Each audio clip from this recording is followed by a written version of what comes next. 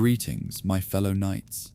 Tonight we will feel what it was like to be a caveman surviving the last ice age, to face the cold winds of a frozen world, to hunt mammoths across white plains, and to fight for shelter and fire when every day was a test of endurance. This immersive history was created based on Brian Fagan's book Cro-Magnon, How the Ice Age Gave Birth to the First Modern Humans, and Stephen Mithen's book After the Ice, A Global Human History, 20,000, 5000 BC. Their work helps us step into the world of our ancestors to see how they lived, hunted, and endured the cold that shaped humanity itself.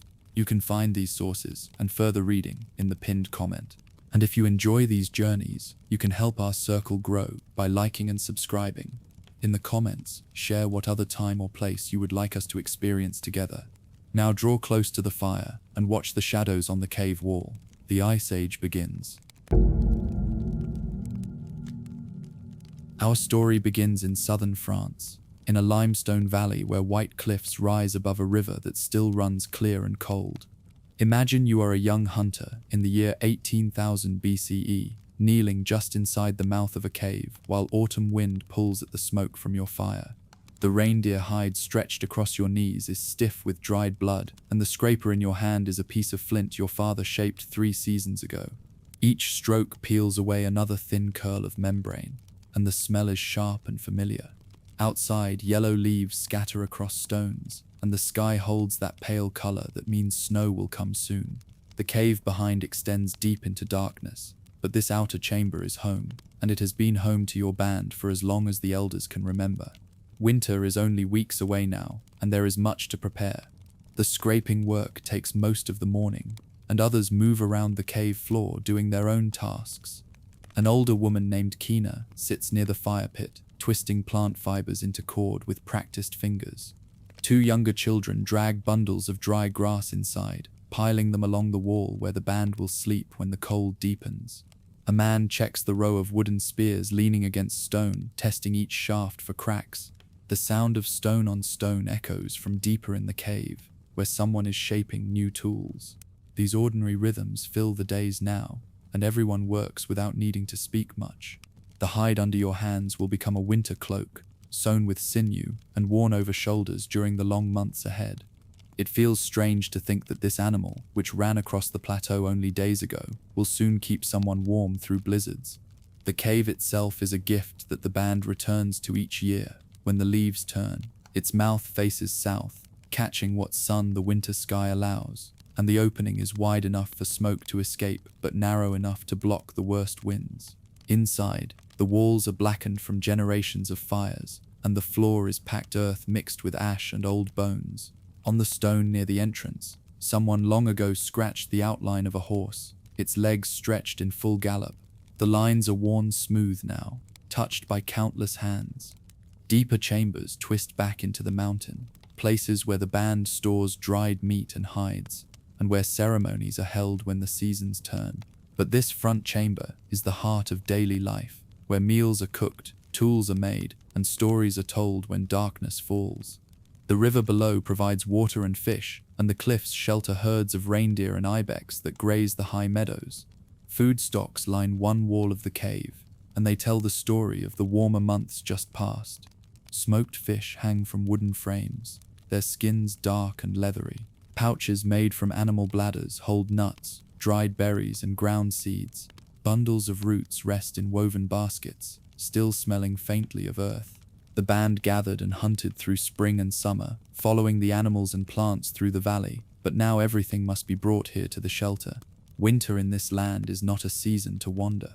The snow comes deep, sometimes reaching above a tall man's waist, and the wind off the mountains can freeze skin in moments. Herds move south, or cluster in protected valleys, and the river ices over except where the current runs fastest. The band will live off what is stored here, hunting only when the weather breaks, and the work of autumn is the work of survival.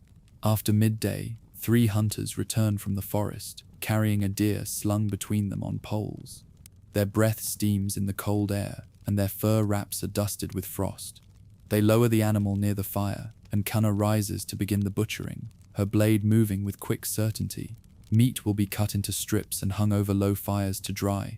Fat will be rendered in stone bowls, and the hide will be cleaned and stretched. Bone will become tools, sinew will become thread, and even the hooves will be boiled for glue. Nothing is wasted, because nothing can be wasted. The youngest child, a girl barely old enough to walk, toddles over to poke at the deer's ear, and one of the hunters laughs and gently steers her away. These moments, simple and shared, are what the days are made of. The deer is not a triumph or a tragedy. It is simply another piece of the work that keeps the band alive. As the afternoon wears on, clouds gather over the mountains to the north, and the wind picks up. The temperature drops enough that breath becomes visible, and everyone moves a bit closer to the fire. Soon the real cold will come, the kind that makes the air hurt to breathe and turns the ground into iron. There will be days when no one leaves the cave, when the band huddles together under hides and waits for the storm to pass. There will be hungry times, when the stores run low and every scrap of food is divided carefully. There will be danger too, from animals that grow desperate as winter deepens, and from the cold itself, which can kill as surely as any predator. The band has survived winters before, and some winters have taken members who did not see spring again. But this is the rhythm of life in this place and time, and no one here knows any other way to live. Yet for now the cave is warm, and there is food, and the work continues in the amber light of the fire. The hide is nearly clean, the deer is being prepared, and someone starts to hum a low tune that others pick up. The sound is old, passed down like the knowledge of which plants can heal and which mushrooms can kill. Children play near the cave mouth, tossing small stones at a target scratched in the dirt. The oldest man in the band, his hair completely grey and his back bent, sits with his eyes half closed watching the fire. He has seen more winters than anyone else, and his presence is a kind of comfort. If he is here, calm and steady, then the band will endure this winter too. His hands rest on a walking stick, worn smooth by years of use, and occasionally he nods at something only he can see. The sun drops behind the western ridge, and shadows stretch across the valley floor. Birds settle into the trees below, their calls fading into the general quiet of evening. Inside the cave, the fire is built higher, and the smoke rises in a thick column toward the blackened ceiling. Meat begins to cook on flat stones near the coals, and the smell makes stomachs growl. Someone brings in the last load of firewood for the night, stacking it carefully where it will stay dry. The entrance will not be fully sealed, because smoke must escape and fresh air must enter, but hides will be hung to block the worst of the wind. The band will sleep in a cluster tonight, sharing warmth, and tomorrow the work will begin again. There are still hides to clean, tools to sharpen, and food to gather before the snows come in earnest. The season ahead is long, and survival will require every bit of preparation the band can manage. But tonight, there is a moment of peace. The fire crackles softly, and bellies will soon be full. The wind outside is fierce, but the cave holds steady, just as it has for countless generations. This shelter, this band, this rhythm of work and rest, these are the things that matter. The world beyond the valley is vast and unknown, and life is uncertain. But here in this moment, everything needed is close at hand. The hide is clean, the deer is prepared, and the people are together. Tomorrow will come with its own tasks and challenges, but for now, the day's work is done, and that is enough.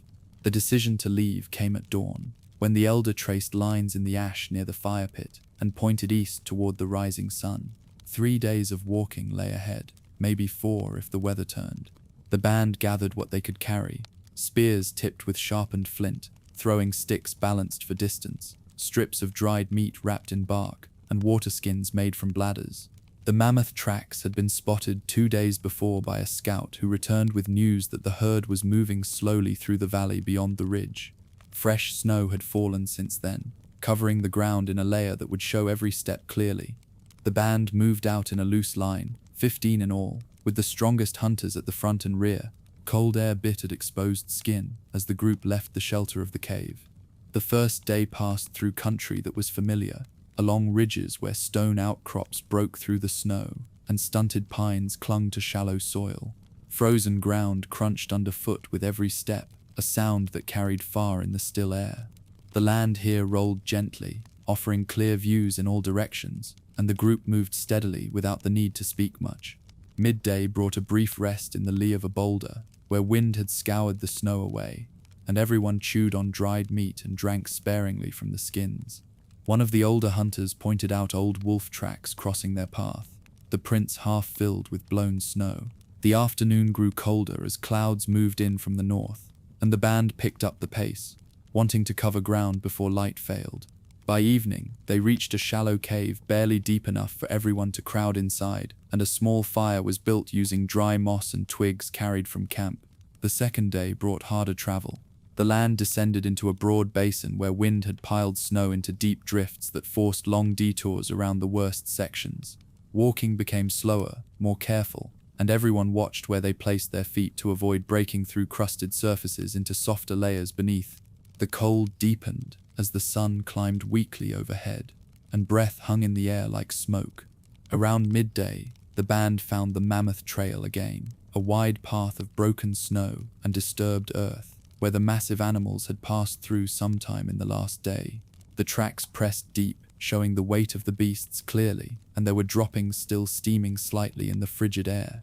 Excitement moved through the group quietly, shown in quicker steps and sharper glances exchanged between hunters. The afternoon was spent following the trail carefully, reading the signs to judge how far ahead the herd might be. That night was spent without fire, huddled together in a depression where the land folded in on itself and offered some protection from the wind. No one slept deeply, and the cold worked its way through every layer of hide and fur. Stars filled the sky above, hard and bright and countless, and the silence was so complete that the smallest sound seemed loud. One hunter kept watch through the night, changing places with another every few hours, and the darkness stretched on until finally a faint grey light began to show in the east. Morning came slowly, and the band rose stiffly, stamping feet and swinging arms to bring feeling back. A small amount of dried meat was passed around, barely enough to take the edge off hunger, and then the group moved out again. The mammoth tracks were still clear, and now they were fresher, maybe only hours old. The third day began with a change in the land. The basin opened onto a wide plain that stretched toward distant hills, and the wind blew harder here with nothing to stop it. Snow covered everything in an unbroken sheet that glittered in the early light, and the Mammoth Trail cut across it like a dark scar. The band moved more carefully now, aware that the herd could be close and that approach would need to be done correctly. Voices dropped to whispers, and hand signals replaced words. Around midday, one of the hunters ahead raised a hand, and everyone stopped. The herd was visible in the distance, dark shapes moving slowly across the white ground, their long curved tusks catching the light. Counting was difficult from this range, but there seemed to be perhaps a dozen animals, mostly adults with a few younger ones among them. The band spread out slightly, keeping low, and began to move forward at an angle that would keep them downwind. Closing the distance took the rest of the afternoon. The herd grazed as they moved, using their tusks to sweep snow aside and reach the dried grass beneath, and the sound of their movement carried across the plain. The hunters advanced in short bursts, freezing whenever one of the mammoths lifted its head, then moving again when the animals returned to feeding. The work required patience, and everyone in the band had done this before, knew the rhythm of it, knew when to move and when to wait. By late afternoon, the group was within 100 paces of the herd, close enough to see individual details clearly, the shaggy fur hanging in curtains from their sides, the small eyes set deep in massive skulls, the way their breath rose in clouds with each exhalation. The elder signaled for everyone to halt and wait. Attacking now would mean fighting in fading light, and that was dangerous. Better to camp nearby and strike at dawn when everyone was fresh and the light was good. The final camp was made in a shallow gully, a short distance from the herd, out of sight and downwind where the mammoths would not catch any scent. No fire was built, and conversation was kept to the barest minimum. Spears were checked carefully, bindings tightened where stone points met wooden shafts, and throwing sticks were laid out in easy reach. The plan was discussed in low voices, with gestures and lines drawn in the snow to show how the herd would be approached and which animal would be targeted. The youngest mammoth in the group had been chosen, an animal perhaps 3 or 4 years old, still large but smaller than the adults, and more likely to panic when pressure was applied. If the animal could be separated from the herd and driven toward the ravine that lay beyond the far edge of the plain, the chances of a successful kill were good. Everyone knew their role, knew where they needed to be, and what signals to watch for. Sleep came in short stretches that night. interrupted by cold and by the sound of the mammoths moving in the darkness. The animals were restless, perhaps sensing something, and twice they shifted position enough that the band worried they might wander off before dawn. But the herd settled again each time, and when the first light began to show in the east, the mammoths were still there, dark mounds against the snow. The hunters rose quietly and picked up their weapons, spreading out in a wide arc as planned. The elder moved to the center position and waited until everyone was ready, then gave the signal. The attack would begin with noise, with shouting, and the clatter of sticks struck together, meant to startle the herd and create confusion. Once the young mammoth was identified and separated, the real work would start. Hearts beat faster, breath came quicker, and the moment stretched out before the first shout broke the morning silence. The 3 days of walking had brought the band to this place, to this moment, and now everything depended on what happened in the next short while. The frozen ground beneath their feet, the bitter cold in the air, the hunger that gnawed at everyone, all of it would be answered by success or failure here. The mammoths were stirring now, sensing movement, and the tension in the air was thick enough to feel. But there was no room for doubt, only for action, and the band was ready. What came next would be written in the snow and the blood, and whatever happened, the group would face it together as they always had. The young mammoth stood separated from the herd by 50 paces, close enough that the animal's breath rose in white clouds against the pale morning sky. The rest of the woolly giants had moved beyond the ridge during the night, following an older female whose tusks curved nearly to the ground. This one had lingered near a stand of dwarf willows, stripping bark with its trunk while frost glittered on the reddish-brown fur that covered its flanks. The band spread into position without words, each hunter knowing the pattern from seasons of practice. Spears rested against shoulders, their stone points recently sharpened on riverside cobbles. The wind carried the scent of animal musk mixed with the sharp smell of trampled snow. The line formed in a wide crescent with the ravine at the hunters' backs, a deep cut in the earth where winter runoff had carved through frozen soil and stone. 10 hunters moved forward in slow steps, keeping the same distance between each person, their furs dark against the endless white. The hunter on the far left carried a wooden torch, its smoke trailing sideways in the breeze. Another held a rattle made from dried hooves strung on sinew, and the clicking sound started low and steady. The mammoth lifted its head, small eyes turning toward the approaching line. Its trunk tested the air, swaying side to side, and the ears spread wide to catch every sound across the frozen plain. Shouts rose from the line as the band moved faster, waving furs overhead and beating spear shafts against the ground to create noise that echoed across the snowfields. The mammoth stepped backward, turning its massive head from side to side, tusks swinging in short arcs. Its trunk curled upward and released a high-pitched squeal that carried across the landscape. The animal's feet shuffled in the snow, each step leaving prints the size of cooking stones. The line tightened, closing the distance while keeping formation, and rocks flew from slings to land near the animal's feet. One struck the mammoth's shoulder with a dull thump that seemed too small against such bulk. The beast backed toward the ravine with heavy steps that sent tremors through the frozen ground. The animal stopped 10 paces from the ravine's edge and swung its head toward the nearest hunter, the one who had thrown the last stone. Its trunk lifted high, and the squeal changed to a deeper bellow that seemed to vibrate inside the chest of every person in the line. The mammoth charged forward with surprising speed, its legs pumping beneath the shaggy body while tusks lowered toward the hunter on the right end. The formation broke as men scattered left and right, shouting warnings that mixed with the thunder of the animal's footfalls. A spear flew from someone's hand and passed over the mammoth's back without touching fur. Snow kicked up in sheets as the beast turned, following the movement of the fleeing hunters, while its breath came in loud bursts. The hunter who had been targeted stumbled and rolled sideways as a tusk swept past his head, close enough that he could see the yellowed ivory scored with old scars and cracks. Another hunter darted in from the side and jabbed with his spear, the point scraping across the mammoth's ribs without breaking through the thick hide. The animal spun toward this new threat, trunk lashing out to catch the man across his chest and send him sprawling into a snowdrift. His spear flew from his grip and landed point down in the frozen ground.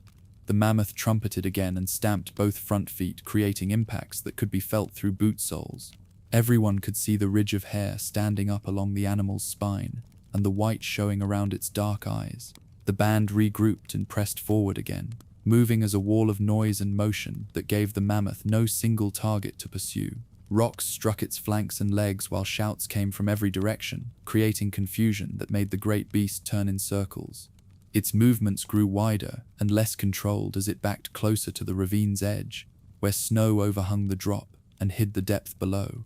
A spear found its mark in the animal's hindquarters, the shaft hanging at an angle, while blood darkened the fur around the wound. The mammoth bellowed and kicked backward with one leg, nearly catching a hunter who dove aside just in time. The band pressed harder now, sensing the nearness of the edge even as the wounded animal grew more desperate. The ground gave way beneath the mammoth's hind legs as snow collapsed along the ravine's rim, sending chunks of frozen earth tumbling down into darkness. The animal lurched forward, trying to find solid footing, its trunk reaching toward the ground for balance. Front legs scrabbled against snow and rock, while the hindquarters slid backward, drawing the massive body toward the drop. A sound came from the beast that seemed almost like confusion rather than rage, a questioning bellow as its weight pulled it down. The band stood back from the edge, breathing hard and watching as the mammoth's struggles weakened.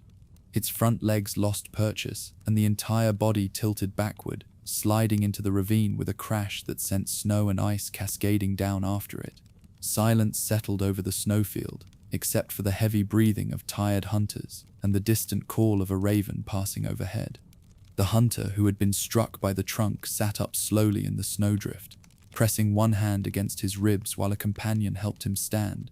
Another retrieved the spear that had landed point down, checking the stone head for cracks before sliding it back into his belt. The band gathered at the ravine's edge and looked down at where the mammoth lay on its side 20 feet below, its breath still coming in shallow puffs that created small clouds in the cold air. Someone would need to climb down with a blade to finish what the fall had started. The meat would feed the band through many days of winter if they could haul it home before other predators found the kill. The sun climbed higher as the work began, with some hunters descending carefully into the ravine, while others prepared ropes and cutting tools on the rim above. The younger ones built a fire from dried brush carried in hide packs, and smoke rose straight into the windless sky. Blood would stain the snow for days after they left this place, and wolves would come to gnaw the bones that were too large to carry away. But for now there was meat and hide and bone to harvest, and the band had succeeded without losing anyone to the animal's tusks. The journey home would be slow and heavy with the weight of what they carried, but no one minded the burden of plenty after 3 days of walking through cold. The mammoths would move farther north before the band hunted again, and winter would settle deeper across the land. The work of cutting meat from the mammoth carcass lasted through the night and into the next day. Flint blades opened the thick hide in long strips while others pulled at the steaming flesh beneath, separating muscle from bone with careful cuts. The smell of blood and fat hung heavy in the cold air, mixing with the scent of trampled snow and disturbed earth. Hands grew slick with grease despite the freezing temperature, and fingers cramped from gripping stone tools hour after hour. The tusks were left behind, too heavy to carry, but the meat itself filled every container the band possessed. Hide bundles were tied with sinew cords, and wooden sledges were loaded until they sagged under the weight. A raven called from a nearby tree, already waiting for the scraps that would be left behind. The work continued in steady rhythm, each person knowing their task without needing words. The sledges were pulled by leather straps looped across shoulders and chests, spreading the burden across the strongest members of the band. Wood runners scraped over crusted snow as the procession began moving back toward the caves, following the path that had been marked 3 days earlier with piled stones. The sky had turned grey during the butchering, and now thick clouds pressed down from the north, promising worse weather ahead. A hunter named Kale walked at the front, using a long staff to test the ground before each sledge passed over uncertain terrain. Behind him, 9 others strained against the weight, their breath coming in white puffs that disappeared into the growing wind. The meat had to reach the caves before scavengers found it, and before the coming storm made travel impossible. Each step forward was a small victory against cold and distance. The band moved in silence, saving energy for the long pull ahead. By midday, the first snow began to fall, light flakes that swirled in the wind and caught on furs and hair. The landscape ahead blurred as the storm thickened, turning familiar landmarks into vague shapes that appeared and vanished in the whiteness. The sledges grew harder to pull as fresh snow piled on top of the already heavy loads, and the runners began to stick in the deepening drifts. Rest stops came more frequently, brief pauses where the band huddled together to share warmth and check the leather straps for wear. One strap snapped under strain, and hands worked quickly to tie a replacement using braided sinew from a pouch carried for such emergencies. The wind grew stronger, pushing against the travelers and stealing heat through every gap in their layered clothing. Ice crystals formed on beards and the edges of hoods, melting slightly with each exhaled breath before freezing again. The world had become nothing but white and cold, and the endless task of moving forward. Still, the sledges kept moving, inch by painful inch toward home. The blizzard reached full strength as afternoon faded into early evening, turning the air into a solid wall of wind and snow. Visibility dropped until each person could barely see the one ahead, and the line tightened as everyone moved closer together to avoid separation. Voices called out at intervals, simple sounds that confirmed everyone remained present and moving. The cold penetrated deeper now, numbing exposed skin and making fingers clumsy inside their fur wrappings. One sledge tipped sideways when a runner caught on hidden ice, spilling bundles of meat into a snowbank. The line stopped while several hunters dug through the fresh snow, recovering the precious cargo and lashing it down more securely. The delay cost time and warmth, but leaving meat behind was unthinkable after the effort of the hunt. When the sledges moved again, the pace had slowed to a crawl, each step deliberate and careful. The wind howled across the open ground, carrying snow that stung any bit of bare face. Yet the band pressed on, bound together by shared need, and the knowledge that stopping meant freezing. Darkness came early under the storm clouds, and the band was forced to navigate by memory and instinct rather than sight. Cale counted paces and felt for changes in the ground beneath his feet, searching for the frozen streambed that would guide them toward the valley where the caves lay. The others followed his lead without question, trusting experience over their own confused senses. Snow had drifted waist-deep in places, requiring the strongest hunters to break trail ahead of the sledges, tramping down a path for the runners to follow. The work was exhausting, and rotations happened every few hundred paces as fresh legs took over the hardest task. Behind the struggling line, the sledge tracks filled with new snow almost immediately, erasing all evidence of passage. A wolf howled somewhere in the distance, its cry thin and lonely in the storm. The sound reminded everyone that predators hunted even in such weather, drawn by the smell of fresh blood that still clung to the meat bundles. The band moved with greater urgency, though exhaustion made every movement heavy and slow. Near full dark, Cale found the streambed, recognizable by the way the ground dropped and the wind shifted direction in the small depression. The discovery lifted spirits despite the continued storm because the frozen watercourse led directly to the valley and provided some shelter from the worst gusts. The band descended carefully into the channel, helping each sledge down the slope without overturning. Ice beneath the snow made footing treacherous, and more than one hunter slipped, catching themselves on the sledge ropes. The wind lessened slightly between the banks, though snow still fell thick and steady. Progress improved in the relative calm, and the sledges moved faster along the flat streambed. Small stones clicked together under the ice, creating faint sounds beneath the crunch of footsteps. The band allowed themselves to hope that the caves might be reached before anyone grew too cold to continue. Food would come later, after fire and shelter drove back the worst of the chill. For now, movement itself provided just enough warmth to keep going. The storm began to ease as the streambed curved toward the valley, though snow still fell and wind still pushed against tired backs. Ahead, the dark shape of the valley wall emerged from the whiteness, a solid presence that marked the end of the worst journey. The band climbed out of the streambed and crossed the final stretch of open ground, pulling sledges up a gentle slope toward the cave entrance that gaped like a dark mouth in the stone. Others from the band appeared with torches, calling out in greeting and relief, their voices carrying across the snow. Hands reached out to help with the sledges, and the burden suddenly seemed lighter with fresh strength added to the effort. The smell of smoke drifted from the cave, promising warmth and safety just ahead. The last few paces passed in a blur of exhaustion and triumph, and then the sledges crossed the threshold into shelter. Behind them, the blizzard continued to rage across the empty land, but inside the cave, Fire crackled and voices rose in celebration of a successful hunt and a safe return. The meat was unloaded quickly and hung on wooden frames deeper in the cave, where cold air would preserve it, but snow could not reach. Hands that had been numb from cold began to tingle painfully as warmth returned, and hunters moved stiffly, joints protesting after hours of hard labor. Children were sent to bring water from the interior spring, and the leather straps and sledge runners were inspected for damage that would need repair before the next journey. The storm outside created a constant background roar, but the cave walls blocked the worst of the wind and the fire pushed back the cold. Someone passed around strips of dried fish, and the hunters ate mechanically, too tired for conversation but grateful for food. The mammoth meat would feed the band through many days ahead, making the hunt and the brutal journey worth every frozen step. The season demanded such efforts, and survival required bringing home every kill regardless of weather or distance. For now, rest came first, and the warmth of fire after bitter cold.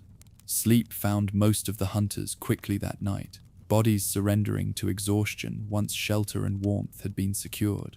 A few remained awake to tend the fire and watch the cave entrance, where snow had begun to pile in small drifts despite the overhang above. Outside, the blizzard continued through the dark hours, adding layers to the white world and erasing the trail the band had followed home. Morning would bring clear skies, and the hard work of processing meat, scraping hides, and preparing for whatever the next days would demand. But that was tomorrow's concern. Tonight, the band rested in the safety of stone walls and firelight, bellies not yet full, but minds content with success. The mammoth hunt had tested everyone, from the first sighting on the frozen plain to the final steps through the storm, and the band had answered as they always did. Together, cold and hungry but alive, they had brought home what winter required. The river ran cold and fast where it narrowed between two hills, and the band reached the ford just as sunlight broke through thin clouds overhead. Ice lined both banks in thick white sheets, and the water itself moved dark and clear over rounded stones that had been worn smooth by countless seasons. The crossing had always belonged to whoever arrived first in spring, and the fishing grounds beyond provided enough char and trout to feed families through the lean weeks before berries ripened. Everyone knew the place, and everyone needed what it offered. Packs were set down on dry ground while scouts moved forward to test the depth, their feet wrapped in extra hides tied with sinew. The current pushed hard against their legs and mist rose where warmer air met the freezing flow. Movement appeared on the opposite bank before anyone could step fully into the water. Another band emerged from the tree line, 15 or 16 strong, their faces painted with red ochre and their spears held upright in the old warning stance. The leader among them called out in a dialect that sounded similar but not quite the same, his words sharp and formal. No one needed translation to understand the meaning. Both groups stood silent for a moment, measuring distance and number, watching breath steam in the cold air. The newcomers had traveled far, their clothing showing mud and wear from days on the trail. They carried fewer supplies, which meant they needed the fish even more desperately. The tension settled over the ford like a weight, pressing down on everyone who stood waiting. The elder from the band stepped forward, his hair grey and his movements careful on the slick stones. He raised one hand palm outward and spoke in the old formal words that all bands understood, the phrases used for challenges and negotiations since the time of grandfathers and their grandfathers before them. The painted leader across the water responded in kind, his tone neither friendly nor hostile, simply firm. They spoke back and forth while everyone else remained still, feet growing numb in the shallows, clubs and spears held ready but not lifted. The words established lineage and territory, listing which valleys belonged to whom and which hunting grounds had been claimed in seasons past. It was ritual as much as argument, a way of avoiding bloodshed when both sides knew the cost of fighting in freezing water. The painted leader gestured toward two younger men beside him, and they waded into the current until it reached their waists. The water was deep enough to make fighting difficult, and everyone present understood what that meant. A comrade nearby shifted his weight and tightened his grip on the fire-hardened club he carried, the wood worn smooth from use. More from the band entered the ford in response, spreading out to match the line forming across from them, and the cold bit through layers of hide and fur until legs went wooden and clumsy. Stones on the riverbed rolled underfoot, slippery and unstable. and the sound of rushing water filled the space between the two groups. No one shouted or threatened, but clubs were raised to shoulder height on both sides, held firm and visible in the grey light. The standoff lasted long enough for fingers to lose feeling, and for ice to form on wet fur where spray touched clothing. Someone downstream slipped and caught himself on a boulder, the scrape of wood against stone loud in the stillness. The painted leader spoke again, his voice carrying over the water, and this time he pointed upstream to where another ford lay, half a day's walk away. It was rockier and harder to cross, but it led to a smaller stretch of river where fish also gathered in spring. The elder from the band considered the offer, his face unreadable, while everyone waited in the numbing current. Sharing territory was not common, but neither was open conflict when both groups needed food and both had children waiting back at camp. The old negotiations had rules for this, ways of splitting hunting grounds and fishing rights that avoided waste. After a long pause, the elder nodded once and called out an agreement in the formal words. The painted leader responded in kind, lowering his club and gesturing for his people to move upstream along the opposite bank. The band did the same, backing out of the water carefully to avoid showing weakness or turning away too quickly. Feet stumbled on the icy stones near shore, and several people sat heavily to rub warmth back into their legs. The other group disappeared into the trees upriver, their voices fading as distance grew between the two bands. The tension lifted slowly, replaced by exhaustion and the sharp ache of cold that settled deep into bones. Everyone knew the meeting could have ended differently, and everyone felt the relief of walking away whole. Camp was made a short distance from the ford, close enough to reach the fishing grounds at first light, but far enough to avoid another encounter if the painted band changed their minds. Fires were built quickly, and wet clothing was spread on rocks to dry while people huddled close to the flames. The fish in these waters ran thick in spring, their silver bodies flashing in the shallows where they gathered to spawn, and nets woven from plant fiber would be set before dawn. Someone unwrapped dried meat from the mammoth kill and passed it around, the strips tough and smoky, and the familiar taste brought comfort after the uncertainty at the river. Talk was quiet that evening, voices low and thoughtful, as people discussed what they had seen and what it might mean for the seasons ahead. Other bands were moving, driven by hunger or cold or simply the need to find better ground. The elder sat near the largest fire and spoke about the old ways of settling disputes, the agreements that had been honored since the painted caves were new. He described how bands once fought over every fishing spot and hunting valley, until so many were injured or killed that whole families disappeared from the land. The formal words and the ritual challenges had been created to prevent that waste, to give everyone a way to back down without losing face or territory. Not all bands followed the old rules anymore, and some of the younger hunters muttered about letting the painted group take what they wanted without contest. But the elder's voice remained steady and certain, reminding them that survival meant knowing when to fight and when to share the river. The fire crackled and sparked as wind moved through the trees, and eventually the talk faded into silence.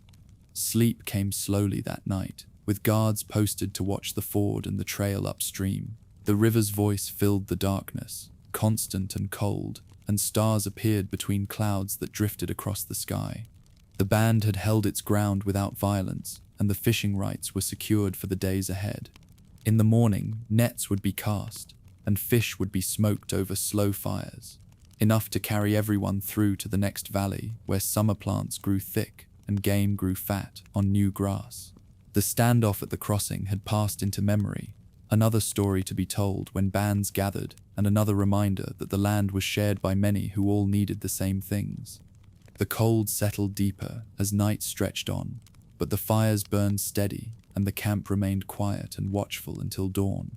The valley opened before the band in early spring, when patches of bare earth showed through melting snow and water ran in thin streams between rocks. This place had been used for generations, marked by circles of stones where fires once burned and by the worn paths leading to the creek. The band arrived with bundles of hides strapped to their backs and tools tucked into belts of twisted sinew. Children ran ahead, their voices bright after the long winter silence, while the adults walked more slowly, studying the ground for signs of other groups or animals. The air smelled of wet earth and new growth, a scent that promised easier days. Work began immediately, with each person knowing their tasks from seasons past. The rhythm of building felt natural, almost restful, after months spent huddled in caves waiting for storms to pass. The first task involved cutting saplings from the willow grove that grew thick along the creek bank. These young trees bent easily without breaking, their bark smooth and green under rough hands. A man worked beside another, using stone axes to hack through wood, the strikes echoing across the quiet valley. Each sapling needed to be roughly the same length, measured by stretching it against an arm from fingertip to shoulder. The work took most of a morning, with small piles of cut saplings growing beside the water, chips of white wood scattered on the ground, and the smell of sap hung in the air, sticky and fresh. The willows would grow back before next spring, as they always did. This balance mattered, keeping the grove healthy for future camps while taking what was needed now. Frames rose in a loose circle, each structure built from saplings bent into arches and lashed together with strips of rawhide that had been soaked in the creek until soft. 4 adults worked on each frame, holding the wood steady while others tied the joints tight with practiced motions. The frames stood taller than a person, their tops meeting to form rounded shapes that would shed rain and hold warmth. Spacing between each shelter allowed for movement and fire pits, with the whole camp arranged to face the morning sun. Children carried smaller sticks to pile nearby, their legs muddy from crossing the creek repeatedly.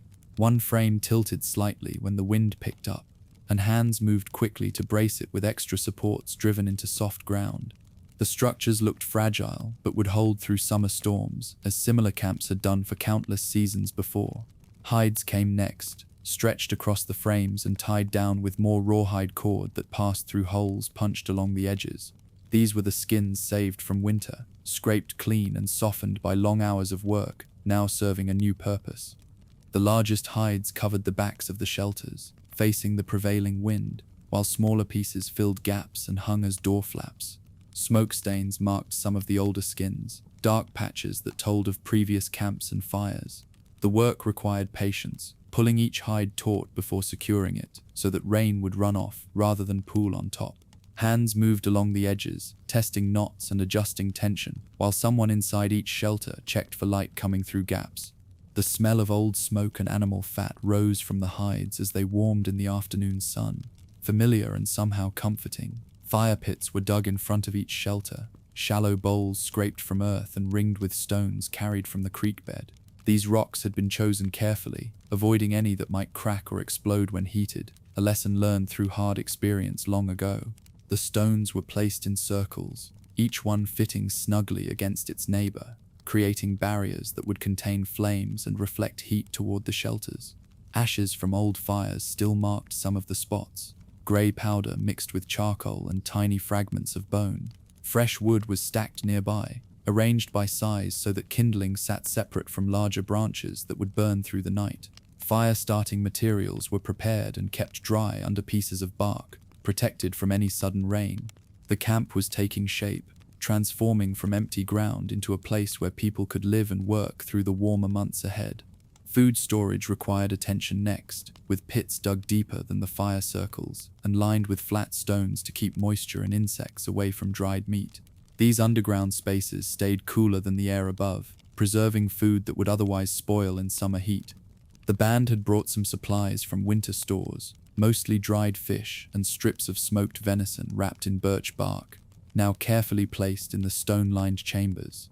Earth was mounded over the top, marked with particular arrangements of rocks, so that each family could find their own cache. Wild onions grew near the creek, their sharp smell rising when stems were crushed underfoot, and several people gathered bundles to store alongside the meat. The combination would keep insects away while adding flavor to meals. Everything was positioned with thought, creating a larder that would supplement whatever was hunted or gathered in the coming weeks. Water collection was organized along the creek, where the current ran clear over smooth pebbles worn round by countless seasons of flow. Several spots were designated for different purposes, with drinking water taken from upstream and washing done below the camp where soap made from animal fat and wood ash would not foul the source. Bark containers sat at the water's edge, held down with stones to keep them from floating away during the night when no one watched. The creek was still high from snowmelt, running fast and cold enough to numb fingers within moments, but it would slow and warm as summer deepened. Fish moved in the pools between rocks, small shadows darting away when people approached, and someone mentioned setting traps once the camp was fully established. The sound of running water provided constant background noise, steady and reassuring after months of silence broken only by wind and the occasional crack of ice.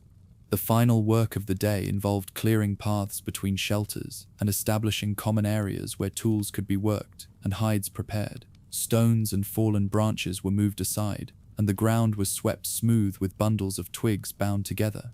A larger space at the center of camp would serve for gatherings, marked by a ring of bigger stones that could serve as seats when councils were held or stories shared after dark. Someone placed a grinding stone there, a heavy piece of granite with a worn hollow in its center, used for crushing seeds and preparing ochre for paint. These objects transformed scattered shelters into a true camp, a place with order and purpose. Tools were unpacked from their winter wrappings and sorted, stone blades laid out for inspection, bone needles counted, and sinew thread checked for strength. Everything had its place, and finding that order brought a sense of peace after the chaos of travel and the uncertainty of early spring. Evening arrived with the camp standing complete, smoke beginning to rise from newly lit fires as families settled into their shelters and prepared simple meals from remaining travel food. The valley had changed in a single day, transformed from empty ground into a living place where children played and adults rested, their voices carrying across the cooling air.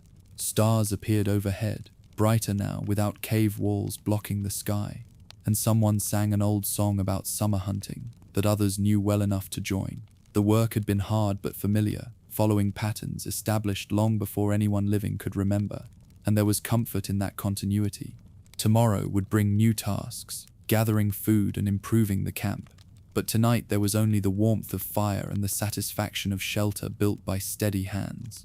The season had truly turned, and the band had come home to their summer ground as their people always had, ready for the easier months that lay ahead before winter returned again. The smell reached the entrance first, a thick musk that hung in the cool air like invisible smoke. Standing at the mouth of the winter cave in late summer, the band could see fresh claw marks scored deep into the limestone walls, higher than a man could reach. Dark droppings littered the floor near the threshold, still soft enough to glisten in the afternoon light. The cave had served the people for generations, its deep chambers holding warmth through the coldest months, but something massive had claimed it now. The elder placed his hand against one of the gouges in the stone, his fingers barely spanning half its width. No words were needed to understand what lived inside, or that winter would come whether the cave was empty or not. Torches were prepared as the sun dropped lower. Dry pine branches wrapped with animal fat produced flames that burned bright and steady, crackling softly as resin caught fire. 4 hunters gathered near the entrance while others waited outside with spears held ready. The plan was simple. Move into the main chamber together, make noise, and drive the bear toward the light where it might choose to leave rather than fight. Bears often preferred to avoid confrontation when given the chance. The lead hunter, a man named Tarak, who had seen 40 winters, lifted his torch and stepped into the darkness. The flames threw wild shadows across the walls, making the painted animals from seasons past seem to move and breathe again. The tunnel sloped downward, the ceiling pressing lower with each step. Cold air rose from the depths, carrying that heavy animal smell that made breathing feel thick. Water dripped somewhere in the darkness ahead, each drop echoing off stone like a slow heartbeat. The torchlight reached only a few paces forward, turning the familiar passage into something strange and uncertain. Boots scraped against loose rock, the sound too loud in the confined space. Behind Tarak, the others moved with spears angled forward, their own torches casting overlapping circles of light that pushed back the shadows. The main chamber lay ahead, where the ceiling opened high, and the floor leveled out into the space where families had slept through countless winters. The roar came without warning, filling the passage with sound that seemed to shake the walls themselves. A massive shape rose in the chamber ahead, blocking the torchlight, taller than any man when standing on its hind legs. The cave bear's fur was brown and thick, its head broad and heavy, its mouth open to show teeth meant for crushing bones. Tarak planted his feet and raised his torch higher, shouting words that had no meaning except to make noise and claim space. The others joined him, their voices combining into a wall of sound that crashed against the bear's roar. For a moment nothing moved except the flames, and the bear's small eyes reflected the firelight like distant stars. Then it dropped to all fours, its weight shaking the ground. The hunters spread wider, torches held forward like weapons made of light. Fire was the only thing a bear truly feared, the only force that could turn its strength into hesitation. Tarak moved left while another hunter shifted right, creating a crescent of flame that advanced slowly into the chamber. The bear swayed its head back and forth, following the movement, its breath coming in heavy snorts that clouded the cold air. It took a step backward, then another, but its retreat was toward the deeper tunnels, not toward the entrance. That could not be allowed. A bear trapped in the depths might defend the entire cave system, making it impossible to reclaim. Tarak shouted again and lunged forward with his torch, the flames leaving trails of light in the darkness. The bear charged. Its bulk filled the space between heartbeats, closing the distance with speed that seemed impossible for something so large. Tarak threw himself sideways against the wall, feeling the bear's shoulder brush past him with enough force to steal his breath. The others thrust their spears forward, not to kill but to block and redirect, creating a barrier of sharp points that turned the bear's momentum toward the entrance tunnel. One spear caught in the thick fur but did not penetrate deep, and the bear twisted with a snarl that became another roar. It wheeled in the confined space, confused by fire on all sides, and found the upward slope of the exit passage. The choice was made for it, by instinct, older than thought, away from flame, toward open air. The bear crashed up the tunnel, its body scraping against both walls, dislodging stones that clattered down behind it. The hunters followed at a distance, torches high, maintaining pressure without getting close enough to provoke another charge. Daylight showed ahead, a grey rectangle that grew larger with each step. The waiting hunters outside scattered as the bear exploded from the cave mouth, shaking its head and roaring once more before dropping to all fours and lumbering toward the tree line. It did not look back. The band watched it go, their breathing heavy, their hands still gripping weapons that had not needed to draw blood. Tarak emerged last, his torch guttering in the fresh air, his face streaked with soot and sweat that ran in dark lines. The cave was reclaimed without a death on either side. The bear would find another shelter before winter, some other hollow in the endless hills, and the people would clean the chambers and prepare them for the cold months ahead. Such confrontations happened more often now, as the ice pushed animals and people alike into smaller territories where paths crossed more frequently. Not every meeting ended this way. Some bands told stories of bears killed inside caves, or of hunters who never emerged from the darkness. This time, noise and fire had been enough. Standing outside in the fading light, the band began gathering brush to smoke the interior, to clear the bear smell and reclaim the space as human. The work was familiar, almost comforting after the tension. By the time darkness fell completely, small fires burned at the cave entrance, and the smell of pine smoke drifted through the chambers inside. Tomorrow there would be more to do, hauling out the bear's droppings, checking the walls for damage, bringing in fresh grass for bedding. But tonight the cave was theirs again, the winter shelter secured before the season turned. Tarak sat near the entrance, cleaning soot from his hands with sand, his torch propped against a rock and still burning low. Other bands might arrive soon, following their own seasonal paths, and together they would prepare for the long cold ahead. The gathering place to the south was still weeks away, where the sacred caves waited with their painted walls and the promise of trade and stories. But that journey would come after this work was finished, after the shelter stood ready. The band left the summer camp when the moon grew full, carrying bundles of dried meat and small carved figures wrapped in soft leather. The elders had decided it was time to make the journey to the gathering place where many bands came together each year. The path led eastward through valleys that narrowed between limestone cliffs, following a route worn smooth by generations of footsteps. Walking felt good after weeks of sitting and working hides at the camp. The air smelled of warm stone and wild thyme that grew between the rocks. 3 other families traveled alongside, their children running ahead to explore pools left by recent rain. The journey would take perhaps 14 days if weather stayed fair and no one fell sick along the way. The first night was spent in a shallow cave that countless bands had used before, its walls blackened by old fires and marked with handprints in red ochre. Sleep came easily after a meal of dried fish and berries collected during the day's walk. Morning brought clear skies and the steady rhythm of feet on rocky ground. The trail climbed through a forest of pine and oak where squirrels chattered from high branches. By midday, the sun grew hot enough that sweat dampened leather clothing, and everyone stopped to drink from a cold stream. An older woman pointed out scratch marks on a tree trunk where a bear had passed weeks earlier. The mark was high enough that people laughed nervously and kept walking. The land here felt safer than winter hunting grounds, but old habits of watching never disappeared completely. On the fourth day, the path descended into a wide river valley where reeds grew tall along the banks and waterfowl lifted in great flocks at the approach of so many people. Crossing required careful work, wading through hip-deep water while holding bundles overhead.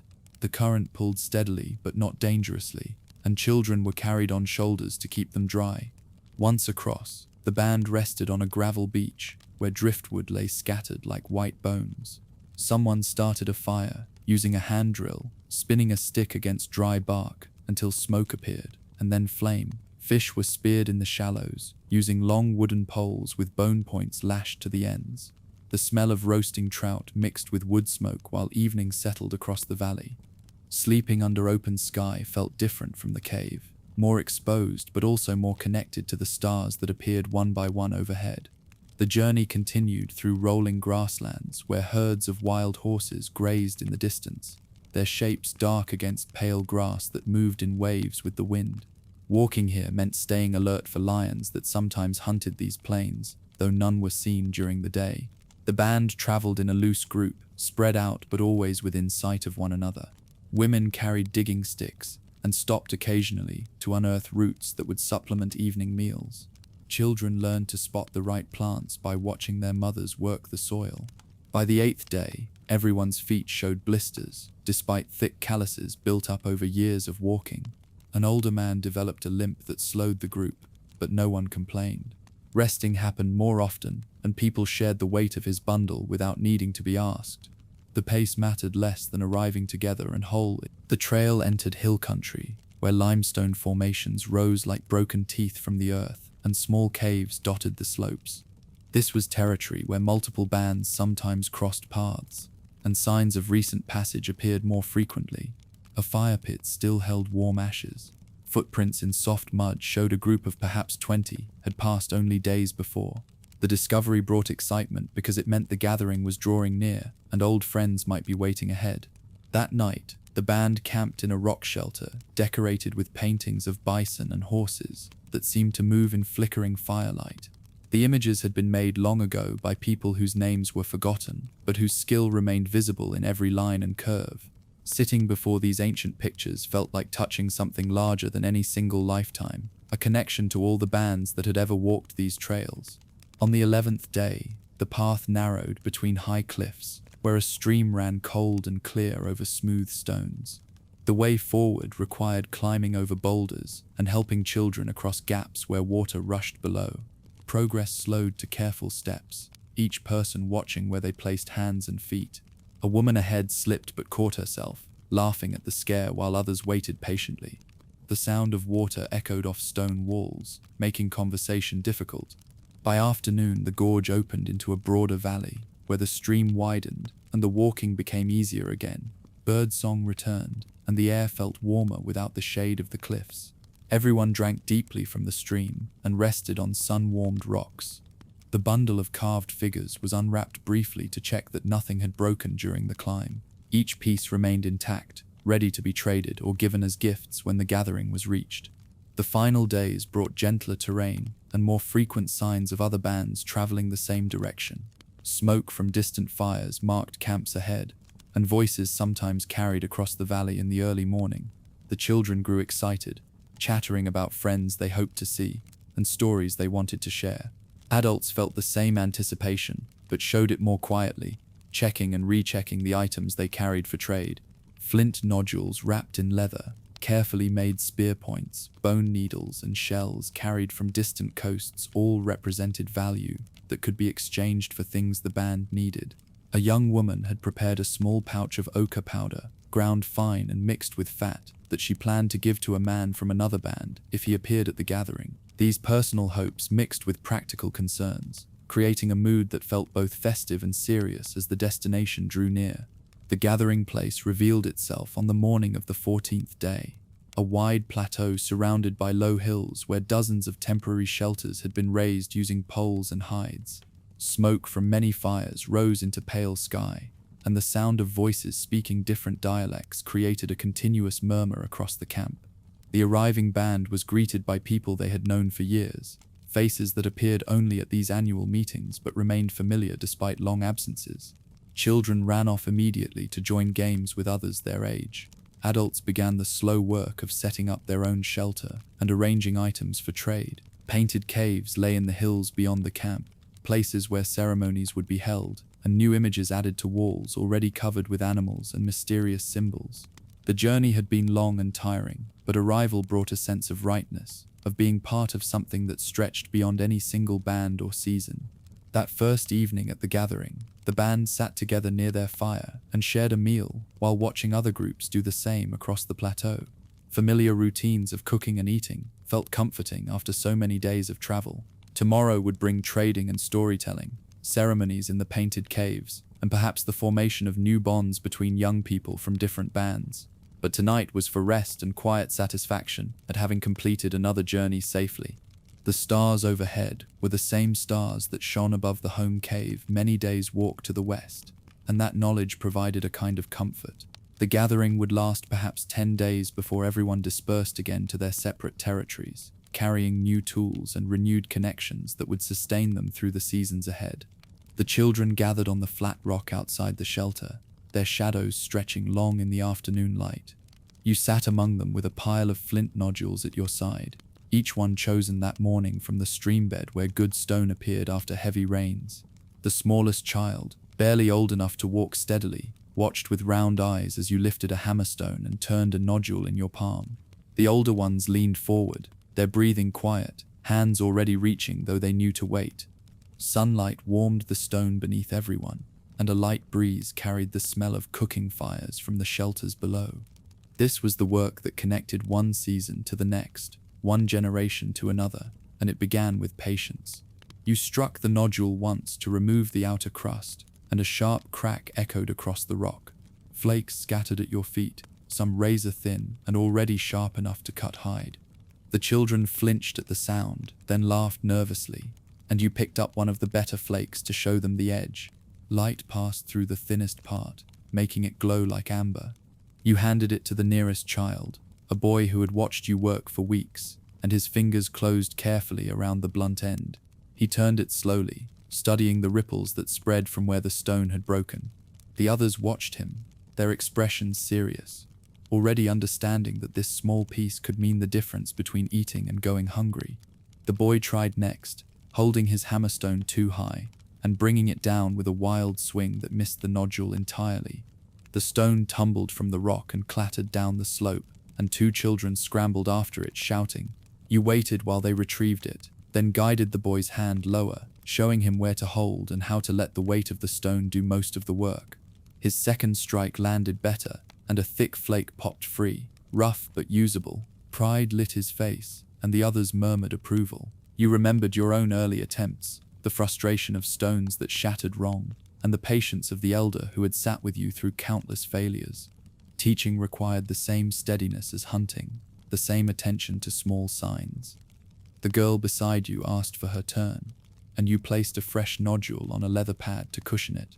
She struck carefully, her tongue pressed between her teeth in concentration, and produced a flake too thick to be useful. You showed her how to change the angle, tapping lightly on the edge of the nodule to demonstrate, and her next attempt came closer. Each child worked in turn, some succeeding quickly, and others needing many tries before they understood the rhythm. Mistakes piled up at your feet, shattered cores, flakes with edges too dull, pieces that broke in half.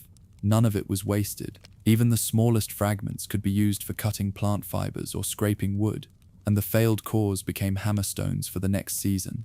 The children learned that stone, like meat or hide, gave up nothing without effort. You paused the work when the sun dropped lower, and everyone drank from a shared water skin. The youngest child had stopped watching the flint work, and now played with pebbles, stacking them into small towers that collapsed and made her giggle. The older ones examined their best flakes, comparing edges and arguing good-naturedly about whose was sharpest. You let them talk, knowing that this part of the lesson mattered as much as the striking itself. They were learning to see stone, the way a hunter saw game trails or a gatherer saw fruiting plants, understanding what was valuable and what could be left behind. One boy held his flake up to the light the way you had done earlier, and you saw him smile when he noticed the glow along the edge. As the afternoon stretched on, you showed them how to pressure flake a rough blade into something finer.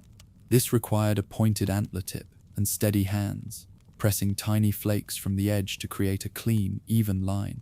The children watched closely as you worked, the small flakes falling like snow onto the leather pad. The sound was different from the sharp cracks of hammerstone work, softer, almost musical, a series of tiny clicks that spoke of control rather than force. You let the oldest boy try, holding his hand steady while he pressed the antler tip against the stone. A flake the size of a fingernail popped free, and he exhaled slowly, his whole body relaxing. The others leaned in to see, their faces intent, already imagining the moment when they would be skilled enough to make blades that fit hafts or tips that could pierce hide. Between lessons, you told them about the tools their grandparents had made, blades so fine they could split a hair or scrapers that lasted through an entire winter. The children listened quietly, their hands still moving over their own stones, testing edges and feeling the weight of each piece.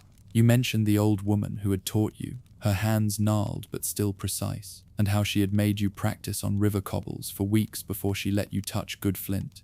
The children groaned at this, but you saw understanding in their eyes.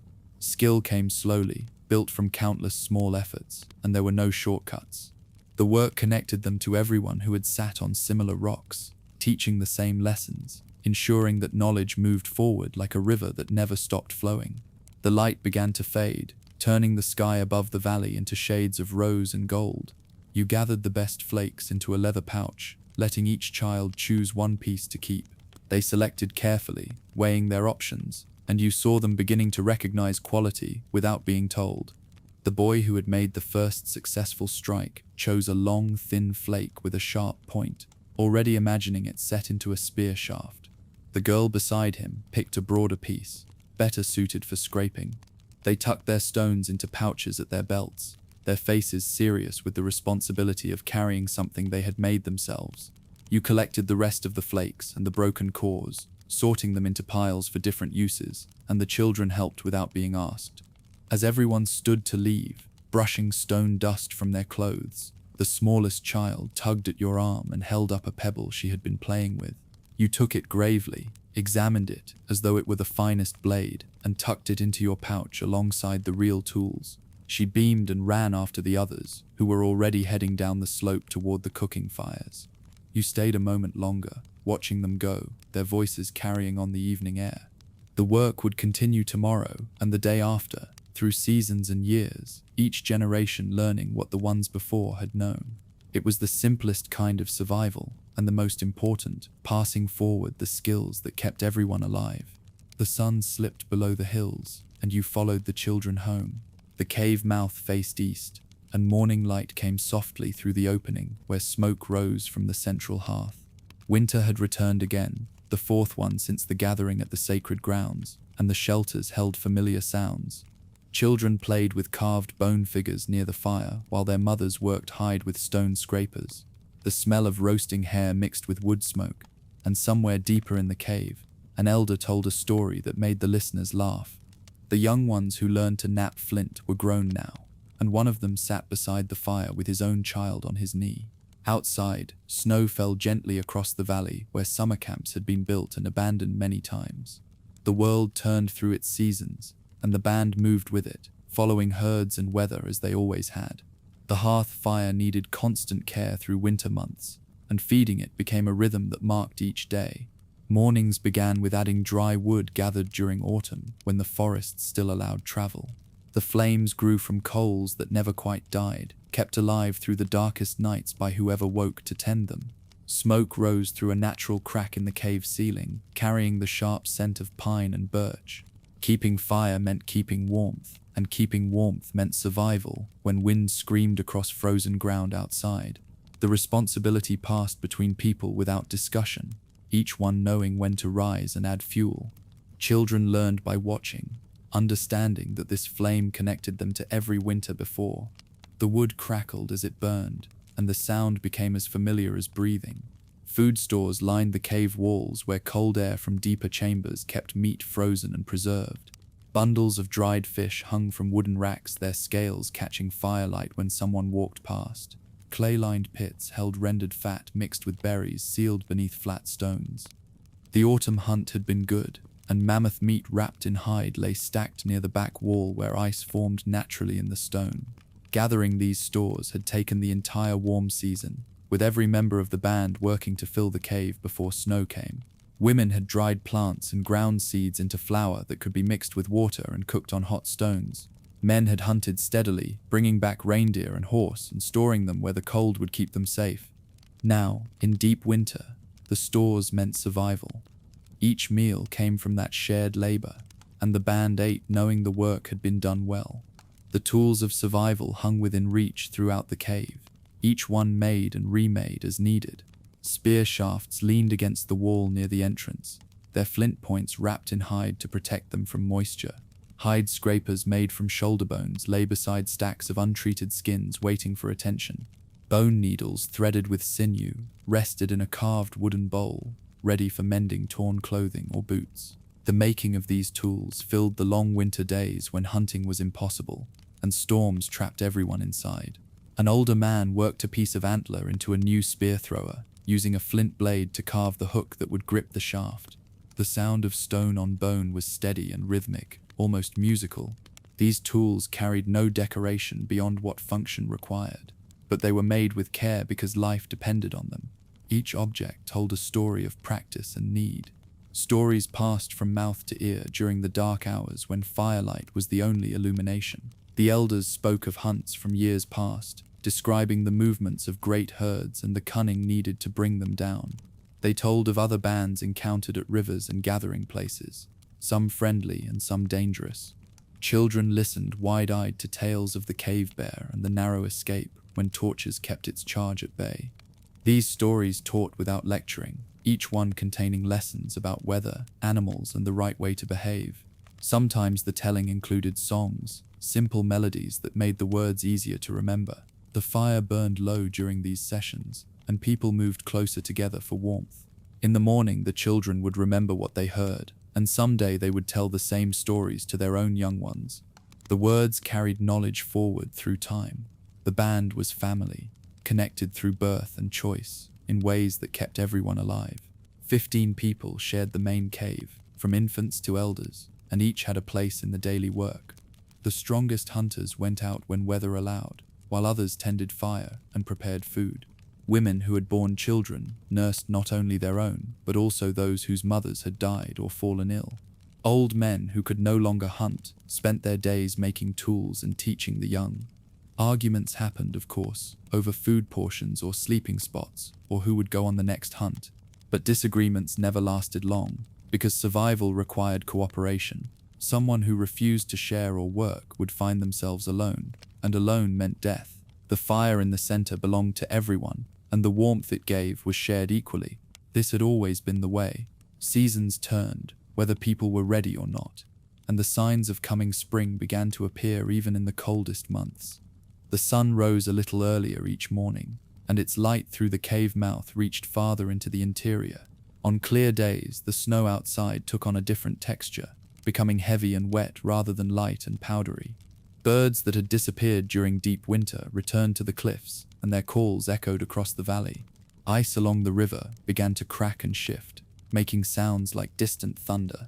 The band knew these signs meant winter was loosening its grip, and soon they would be able to travel again. Preparations began quietly, with people checking the condition of their boots and clothing. Tools were sharpened and bindings repaired. The next hunt would come as soon as the herds moved north through the valley. The children had grown through the winter, their faces less round and their movements more sure. They worked alongside adults now, helping to carry wood and scrape hides and tend the fire. The smallest ones still played, but even their games taught something useful about tracking or throwing or remembering patterns. One boy could knap flint almost as well as the older men, his hands quick and confident. A girl knew every plant that could be eaten and where to find them when warm weather returned. They had learned by watching and doing, without formal lessons or explanations. This was how knowledge moved between generations, through daily life and patient example. The elders watched them with satisfaction, knowing the band would continue beyond their own lives.